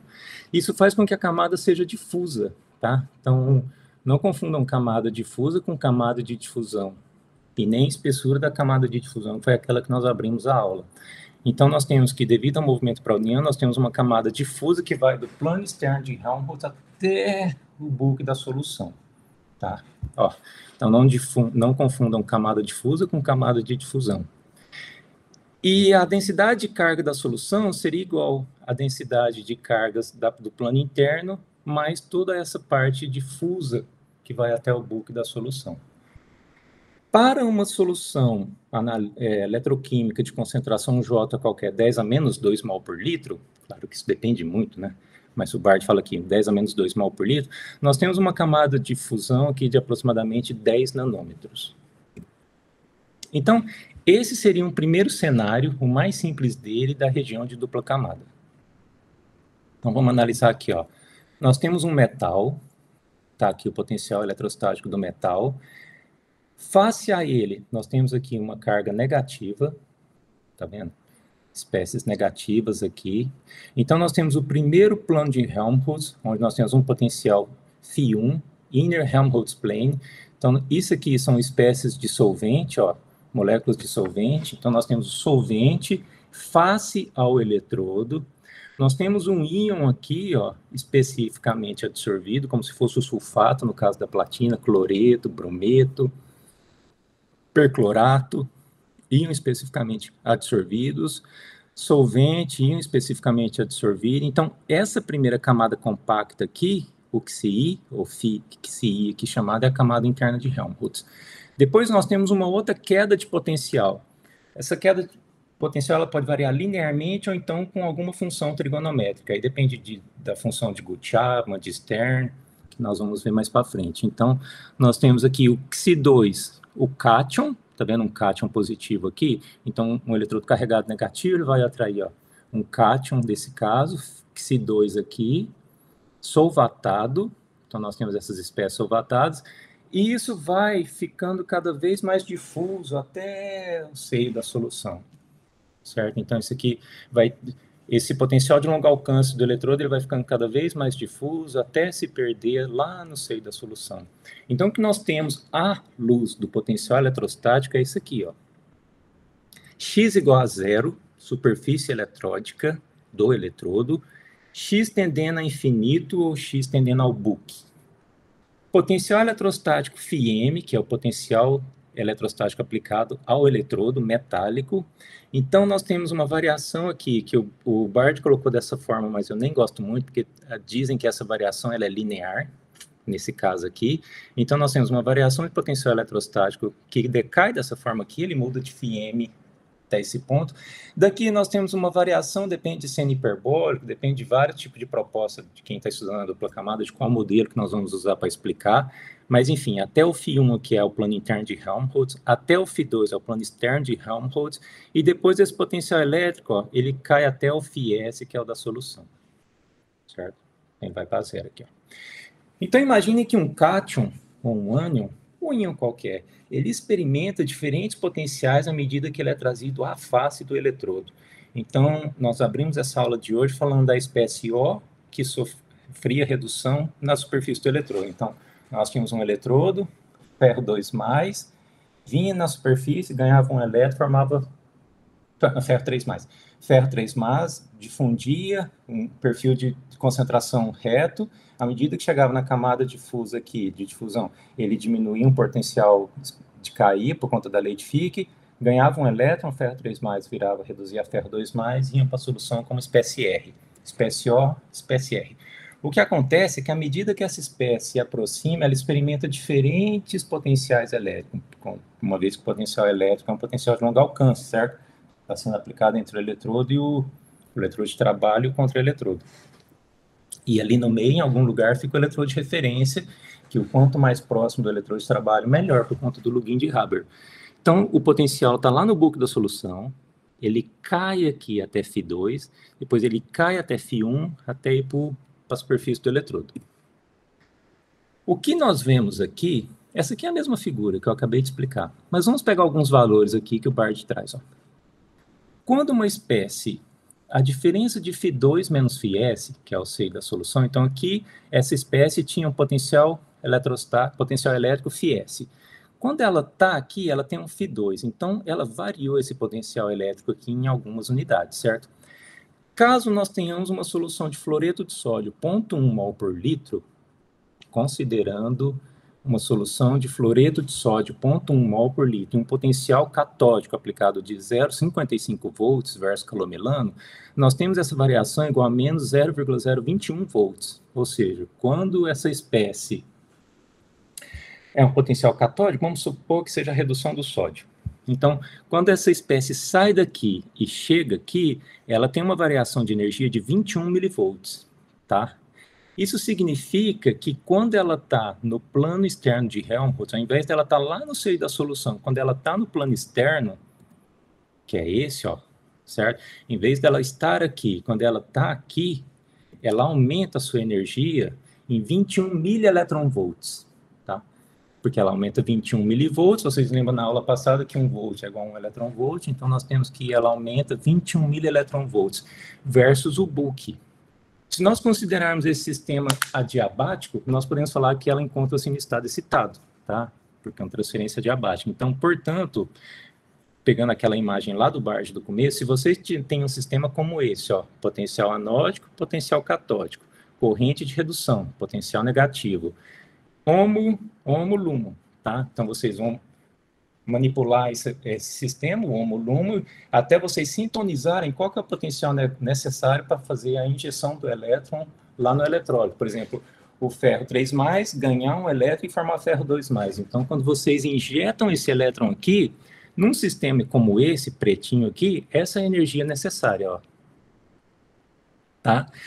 Mas quando esse sistema está aqui na interface, a energia dele é outra. Ele vai para um estado mais excitado. Então, ele aumenta a energia. Pus em vermelho aqui, ó. Ele aumentou essa energia em mais ou menos 21 mil-eletronvolts. Então, vocês não conseguem mais reduzir essa espécie igual aqui. Vocês têm que ultrapassar essa barreira energética aqui, ó. Então, essas espécies são mais difíceis de reduzir, tá? Dependendo, então, quando essa espécie sai do bulk e vem para a dupla camada, ela pode ser mais difícil de reduzir ou mais fácil de oxidar. Depende do potencial que vocês estão avaliando aí. Só para vocês terem noção, Kb, a constante de Boltzmann vezes a temperatura a 25 graus Celsius, é 25 mil-eletronvolts. Então, isso aqui é da ordem de kT, ó. 21 mil-eletronvolts, que foi aplicado, é da ordem de kT também. Certinho? Outro fenômeno de dupla camada que nós vamos ver agora é quando nós temos, ó, capacitância da dupla camada e corrente de carregamento. Quando nós temos um eletrodo de trabalho e um referência. Como é que nós podemos medir as capacitâncias dele? O desprezado eletrodo de referência, por exemplo. Vamos considerar esse eletrodo aqui como um gota pendente. Tá? Então, é um dos primeiros eletrodos estudados em eletroquímica. A eletroquímica deve muito ao eletrodo de mercúrio, gota pendente de mercúrio. Então, isso aqui, na verdade, é uma coluna de mercúrio e um gota pendente aqui numa solução de KCl. Separado, ó, por uma membrana do eletrodo de trabalho do eletrodo de referência. Então, esse eletrodo de referência aqui é um calomelano, mercúrio, cloreto mercuroso, imerso numa solução de KCl, por conta daqueles números de transporte do potássio e do cloreto, lembram? Então, esse aqui é o eletrodo calomelano saturado, saturated calomelano electrode. Tá bom? Então, o que nós temos aqui, ó? Vamos ver em A, que nós temos uma capacitância desse sistema, a resistência da solução e a capacitância desse aqui. Então, capacitância da dupla camada desse eletrodo, resistência à solução, capacitância do eletrodo de referência. Então, nós temos algo como um sistema, usando teoria de circuitos lineares, como esse aqui, ó, em A. Capacitância da dupla camada, resistência à solução e capacitância do eletrodo de referência. Mas como capacitância em série é somada no inverso, a capacitância do eletrodo de referência é muito alta, então esse valor ele vai a zero. Então nós podemos aproximar isso aqui, desprezando a capacitância do referência por ser muito alta, e considerar, isso aqui seria o surgimento do circuito equivalente de Reynolds lá para frente. Vocês podem considerar então aqui a capacitância da dupla camada e a resistência da solução. Só faltou uma resistência à transferência de carga aqui. Estão vendo? Então, esse sistema A, ele é aproximadamente, ó, capacitância da dupla camada do eletrodo de trabalho e a resistência da solução. Lembrando que quanto mais próximo o eletrodo de referência do eletrodo de trabalho, mais verídico essa aproximação se torna. E quando nós fazemos alguma medida de salto, aqui o Bard já está finalizando esse capítulo, ele vai abordar duas. Um salto de potencial.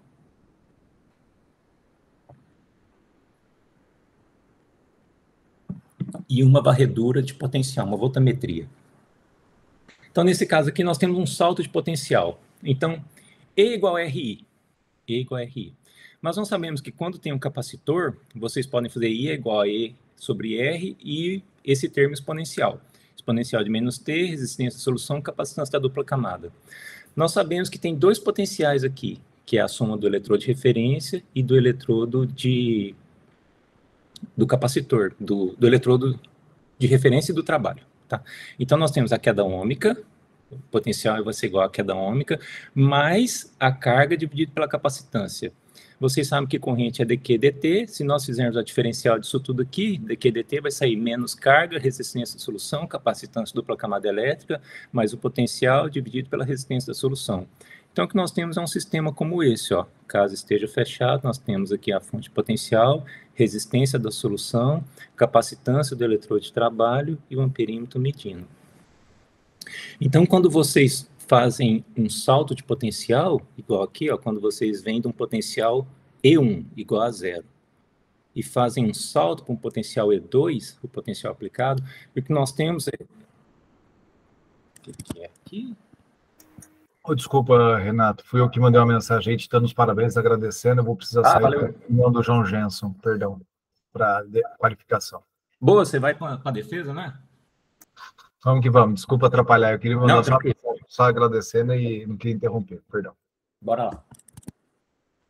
Então, o que nós temos no salto de potencial é o descarregamento da dupla camada.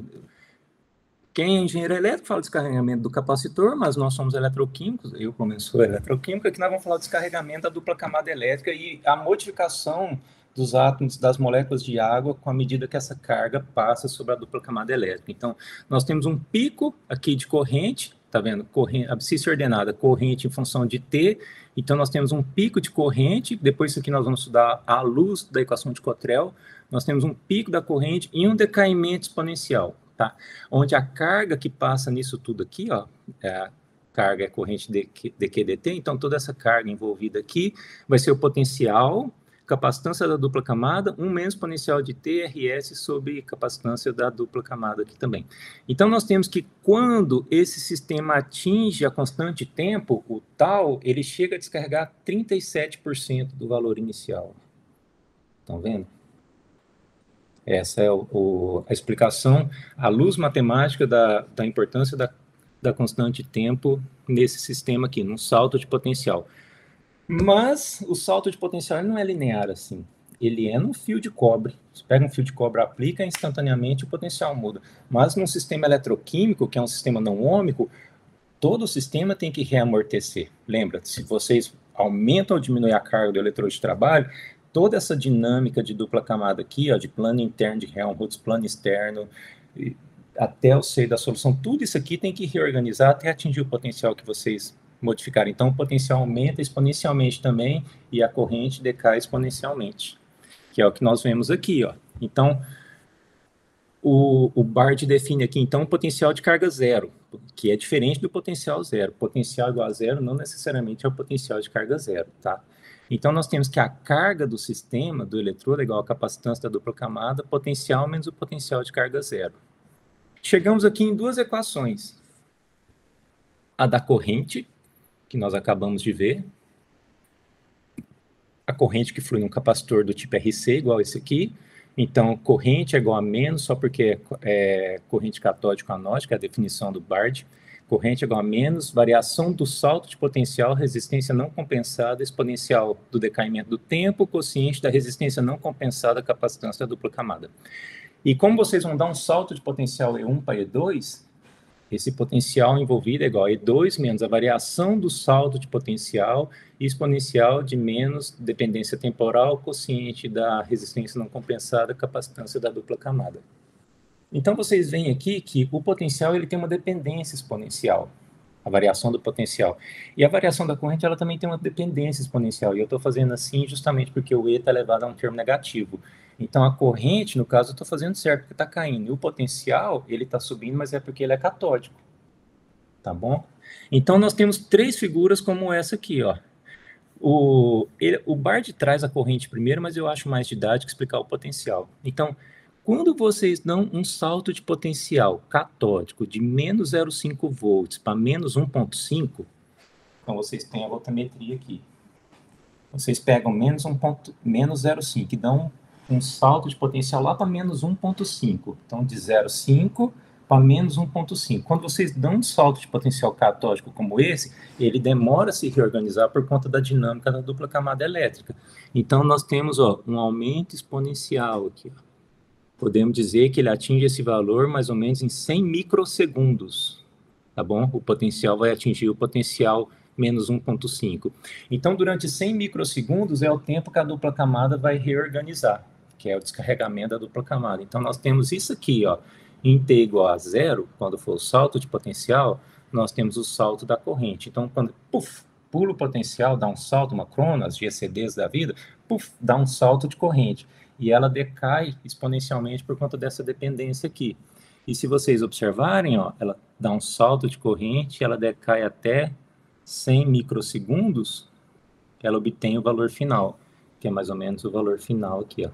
Por isso que quando vocês fazem lá a GCD, vocês ficam dando vários saltos de potencial, medindo o tempo para ver quando toda ela cai, até ela cair constante, ou seja, quando não tem corrente Faraday, que toda a corrente é capacitiva para fazer os testes de impedâncias depois, quando vocês dão o salto e ela cai, vocês ficam aumentando a janela, né, do supercapacitor, tanto anódico quanto catódico. Daí depois vocês pegam aquele potencial, que é as discussões que o professor Leonardo faz com vocês, vocês pegam os potenciais e ficam fazendo salto de potencial lá à medida que vão aumentando a água. Por quê? Para ter esse salto exponencial e esse decaimento para zero, porque é a corrente capacitiva. Porque se a corrente final ela não cair para zero, significa que ela é faradaica. E se ela é faradaica, vocês estão no regime anódico, evoluindo no oxigênio, e no catódico, hidrogênio. Corrente, potencial, e aqui a carga, né? Então, ó, zero, pulso na carga, menos 8 microcúmulos, e depois descarrega tudo, ó, até 100 microsegundos, mais ou menos, a carga fica constante, ó. Então, 100 microsegundos seria o ponto-chave que eu estou chamando aqui, um ponto notável dessa curva. Aqui, quando a corrente descarrega e fica constante, a carga, e quando o potencial passa a ficar constante também, tá? E no caso de uma varredura de potencial, são os últimos slides já do Bart, no caso da varredura de potencial, nós temos duas varreduras. Pode ser uma varredura linear, certo? Pessoal que faz water splitting, para geração de hidrogênio, pessoal de semicondutor faz muito isso. Ou uma varredura linear catódica ou uma varredura linear anódica, não a voltametria. Mas uma voltametria seria a varredura linear anódica e catódica. Mas vamos ver a varredura linear primeiro, ó. Então, alguns experimentos eletroquímicos, varredura linear de potencial, nós temos o potencial aplicado, ele começa nesse potencial E1, varre de acordo com a velocidade de varredura, 10 mV por segundo, 5 mV por segundo. Quanto menor a cinética do sistema, menor tem que ser a velocidade, por isso que trabalhar com baterias é tão complexo e demorado, porque as velocidades de varredura tem que ser extremamente lentas. Então, tem voltametria que demora uma semana fácil, tá? Então, velocidade de varredura até atingir um potencial E2 e depois voltar. Então, sai de um E1, chega em E2 e depois volta. Então, potencial aplicado é igual a potencial E1 menos Nt, Ni é velocidade de varredura e tempo. Só que aqui no potencial, nós vimos vários tipos de sobrepotencial, e nós temos que levar em consideração a queda ômica. Então, o potencial vai ser o potencial inicial menos Nt mais a queda ômica também, IR, da resistência não compensada. Porque se o eletrodo de referência for colocado face ao eletrodo de trabalho, a queda ômica é minimizada. Não excluída, minimizada, então nós só temos a resistência não compensada. Essa é, infelizmente, não compensada. Então, se nós fizermos a variação d ρ de Q, d ρ de T, nós saímos com uma equação desse tipo, ó, menos carga, resistência não compensada, capacitância dupla camada, mais Q1 RU CD, menos a taxa da velocidade de varredura, fazendo tudo isso aqui dividido pela resistência não compensada, por conta desse RU aqui, ó. Então, nós vamos chegar numa equação da corrente, é igual a mais ou menos, porque a corrente pode ser positiva ou negativa, depende se essa varredura linear ela é catódica ou anódica. Então, corrente mais ou menos Ni, que é a velocidade de varredura, capacitância da dupla camada, um menos exponencial da menos dependência temporal, quociente da resistência não compensada, capacitância da dupla camada. Uma dependência linear embaixo sobre potenciais, né? Então, se vocês analisarem aqui, ó, potencial versus tempo, uma varredura linear, ela sai de um potencial E1, vai até um potencial E2 e fica. Eu fiz aqui e fiz errado. E fica, porque é a varredura linear. Se fosse uma voltametria cíclica, sai de 1, vai a E2, que é o potencial de vértex, e volta. Então, uma varredura linear, ó, sai de 0,5, passa aqui pelo 0 e vai até menos 1,5. Então, quando nós variamos isso, nós obtemos esse perfil de corrente, ó, certo? E aqui nós temos a corrente capacitiva. A corrente aumenta até carregar toda a dupla camada, ó, Ni CD. Então, tudo isso aqui é corrente capacitiva, e se vocês voltarem, diminui também. No caso existem vários tipos de voltametrias, não é o foco desse capítulo aqui, que é o primeiro capítulo do Bard. Vocês veem o tanto de conceito e é só o primeiro ainda. Mas existem vários tipos de voltametria. Tem voltametria de varredura linear, varredura triangular, varredura serra, vários tipos de... o pessoal da analítica usa muito múltiplos pulsos, enfim, existem várias voltametrias. Não é o foco de hoje, discutir os tipos de voltametrias. Mas, basicamente, se nós temos uma onda triangular, significa que nós vamos sair de um potencial E1, chegar no potencial de vértex, potencial lambda, e depois retornar a E1, tá?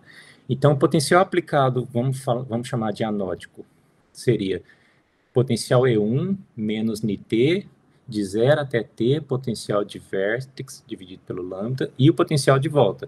O potencial aplicado vai ser o potencial de vértex mais Nt. Então, o aplicado sai de N1 até Nλ, de Nλ volta até N1, certo? Para tempo maior do que isso aqui, dividido por lambda.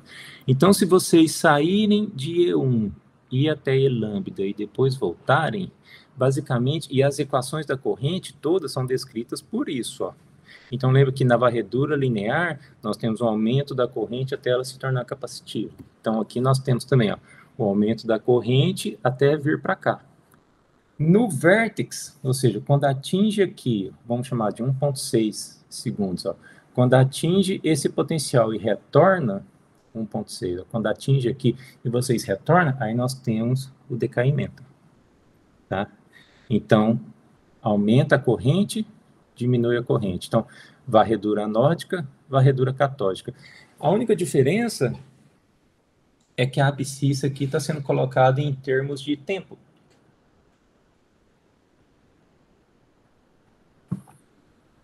O que eu odeio, porque tem até muitos potenciostáticos que salvam assim, né? Faz a varredura de ida, aí a de volta ele salva no tempo, ela vai para frente. Mas isso é fácil de entrar lá no software e mudar. Então, a varredura de ida, ela aumenta, e a de volta, ela teria que voltar também. Então, é só colocar o eixo tempo na escala de potencial. Então, aqui nós temos a varredura anódica, ó, mesma região, mesma curva de corrente, ó, varredura anódica, varredura catódica. Ó.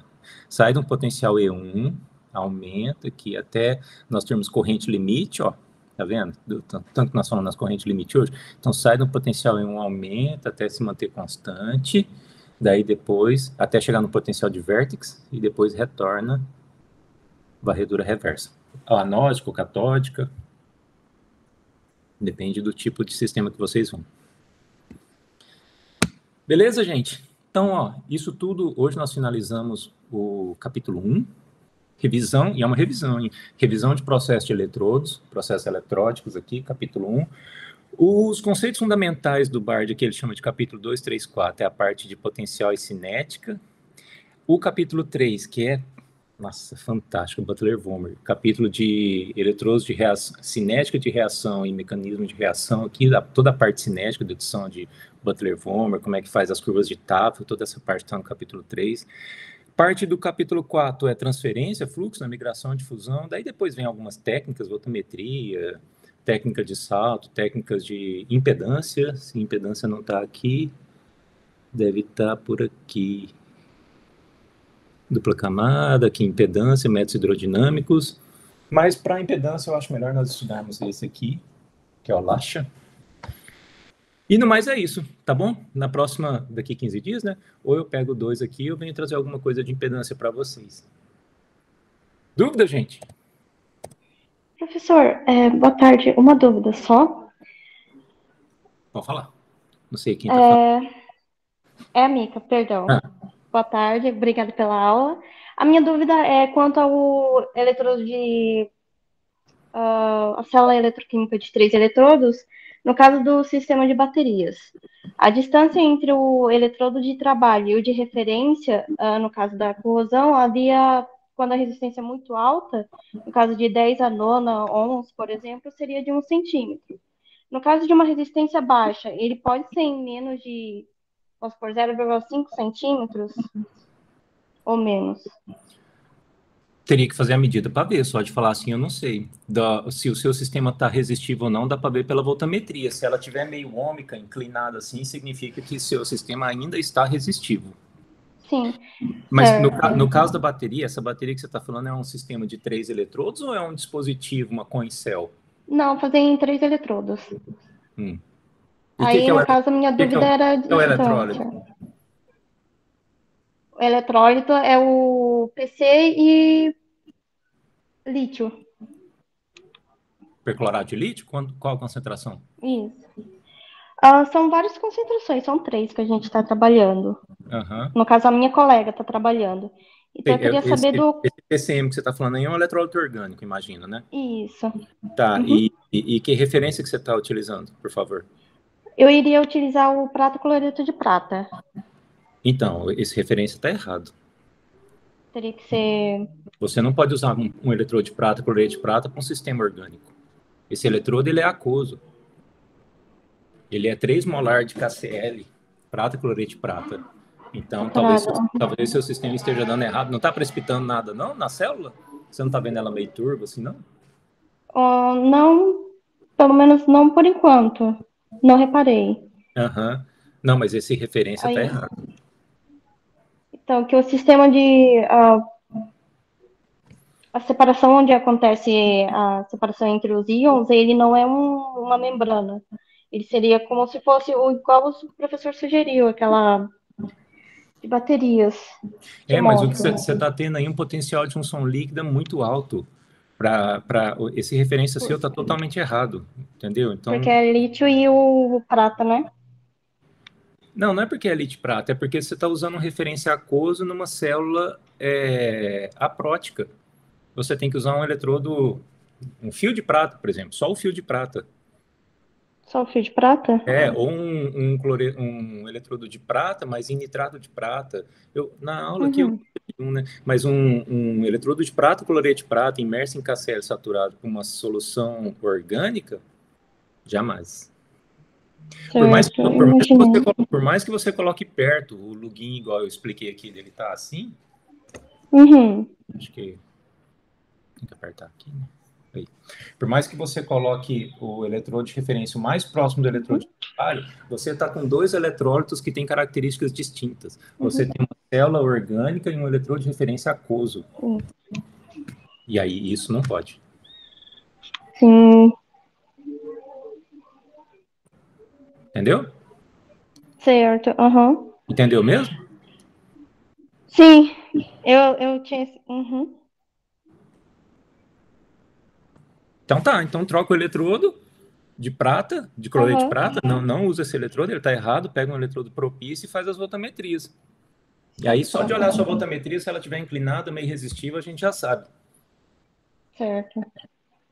E aí depois você me manda um WhatsApp, me escreve aí que eu te ajudo. Obrigada, professor. Desculpa, eu tinha esquecido do sim. Tudo bem, gente? Essa dúvida dela aí é importante e é um erro muito comum. Vocês não podem usar um eletrodo aquoso num sistema orgânico. Muito menos, eu já vi, um eletrodo desse tipo sem o KCl. Aí é o erro elevado ao erro, sabe? Pegar o eletrodo de prata, cloreto de prata, imerso em nada, assim, com KCl seco e colocar dentro do eletrólito orgânico, como eu já vi. Aí o sistema ficou totalmente resistivo, os potenciais saem todo dos que é para dar de acordo com a literatura ou com o potencial padrão, aí ferra tudo. Mais dúvidas? Eu tenho uma dúvida, professor, boa tarde. Boa tarde. É uma dúvida mais técnica que tínhamos quando estamos fazendo umas provas lá no potenciostato com o Raman. E é o seguinte, quando nós começamos a carga, por exemplo, numa voltametria, certo? Vamos de 0 para 2 volts. Una célula de 2 electrodos, una coin cell. Alô? Não entendi nada, Manuel. Nada. Temos uma coin cell. Tem uma coin cell. Vamos fazer uma voltametria nela. Vai fazer uma voltametria na coin cell, beleza. Beleza.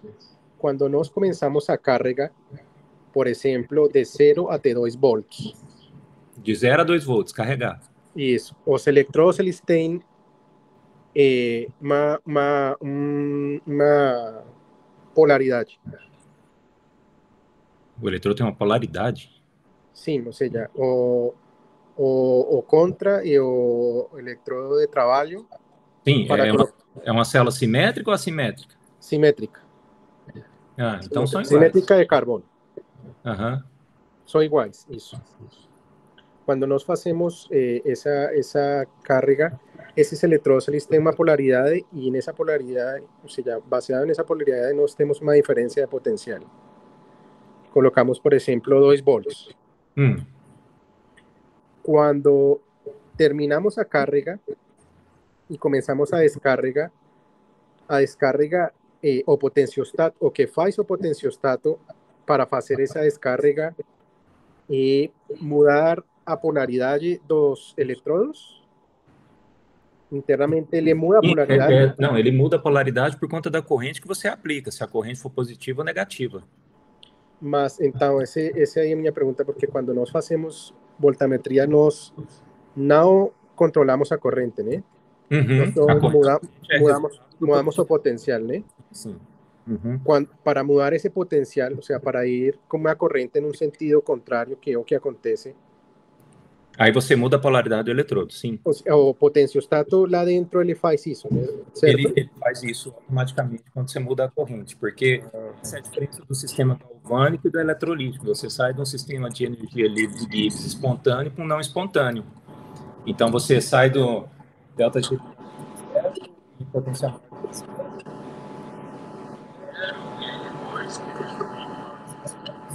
menor do que zero. Então, ora você... Essa mesma coincel, ora ela trabalha como bateria na corrente positiva, ora ela trabalha como uma célula eletrolítica quando você aplica uma corrente negativa. Seria o mesmo caso do celular, né? Você usa durante o dia, ele tem uma polaridade, quando você liga na tomada, ele inverte para poder trair de novo, fazer o withdrawal do íon que estava lá no cátodo e trazer ele para o anodo novamente. Então você muda a polaridade. No caso da potencial e pega a corrente como resposta. Não sei se eu consegui responder, será? Sim, porque era uma dúvida que tínhamos, se o potenciostato, ele automaticamente dentro, ele mudava a polaridade e isso mudava o potencial. Nós achávamos, ou seja, tínhamos essa dúvida se era desse jeito ou era de outro jeito. Tá bom, beleza. Obrigado. De nada. Gente, eu tenho que sair, porque eu tenho que dar aula 3h30, aula de cinética. Mas se vocês... E aqui, eu estou no Mato Grosso, né? Aqui é 3h15, já é 4h15 para vocês, né? 3h15 eu dou aula 3h30. Mas se vocês tiverem mais dúvida, me explica aí depois, me fala. Essa seria... Na aula passada eu não fiquei, mas essa seria o bate-papo que vocês fariam com o professor Leonardo, né? Sim, professor. Tá. Então, vocês podem pegar e me perguntar alguma coisa depois, ou me escrever, ou mandar um WhatsApp, até agora tem pergunta da minha aula na graduação. Tudo bem. Obrigada, professor. E tô vendo o Bruno aqui, ó. Ô, Bruno, você fez as medidas lá de novo, cara? Quais? As do... Tem 2 Bruno, é pros 2 Bruno. Um é do paper submetido, se está submetido ainda, e o Bruno Aurélio é a duplicata da bateria.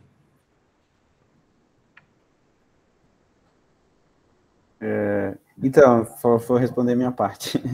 Tá lá submetido na Royal Society. Tá bom. E aí tá em peer review, né? Beleza. Ainda tá lá até hoje, nessa aí? Não, não, eu não sei se você lembra que na CS Nano? Na CS Nano foi deferido, né? Foi recusado. Sim, aí depois eu mandei para a Royal Society a Material... Não, como que é? A Journal Material Chemistry. Isso, Journal Material Chemistry. Usando nela, até hoje. Sim, Então, semana passada fui para o pré-review. Foi para o pré-review. Tá bom, me mantém atualizado aí. Tá. E o Bruno Aurélio, ele fez igual meus alunos de EAD remoto. Ele pôs aqui, logou e foi lá para o Netflix. Até mais, gente. Tchau, tchau. Tchau, professor. Tchau, obrigado. professor. Tchau, professor. Obrigada. Por nada.